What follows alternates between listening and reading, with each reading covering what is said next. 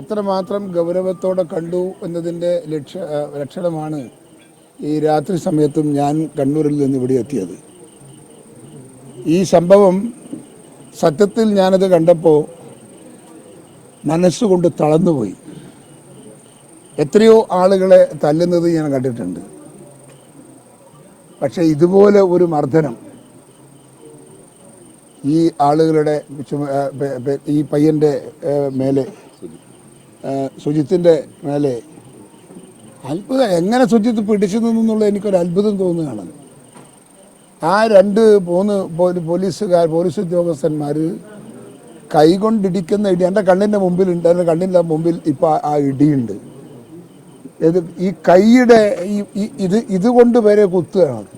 ഈ കൈയിൻ്റെ ഈ മുനമ്പ് കൊണ്ട് ഇതിനെക്കൊണ്ട് കുത്തിയാൽ എല്ല് തന്നെ തകരും. അതുപോലുള്ള തല്ലാണ്, അതുപോലുള്ള ഇതൊക്കെയാണ്. കൈ കൊണ്ടടിക്കുന്നു, കൈ കൊണ്ട് കുത്തുന്നു, പിന്നെ വീഴുന്നു. അപ്പോൾ ഇവനന്നേരം അടിച്ചിട്ട് ഇവൻ എന്തോ പറയുന്നുണ്ട്, ഞാൻ അങ്ങനെയൊന്നുമില്ല, എന്തൊക്കെ ചോദിച്ചപ്പം അതൊന്നും ഇല്ല എന്ന് പറഞ്ഞ് നിഷേധിക്കുന്നത് ഞാൻ കാണുന്നുണ്ട്. പക്ഷെ എനിക്ക് എന്താണെന്ന് തിരിഞ്ഞിട്ടില്ല. പക്ഷേ ഇത്ര മാത്രം ഒരു ക്രൂരമായ മർദ്ദനം ഒരു പോലീസ് ഉദ്യോഗസ്ഥൻ്റെ കയ്യിൽ നിന്ന് വരിക എന്ന് പറഞ്ഞാൽ ഈ നാടിൻ്റെ ന്യായവും ഈ നാടിൻ്റെ നിയമപരമായ സംവിധാനങ്ങളും ഒക്കെ തകർന്നു എന്നാണ് അതിൻ്റെ അർത്ഥം. ഒരു കാരണവശാലും നമുക്കത് അംഗീകരിക്കാൻ സാധിക്കില്ല.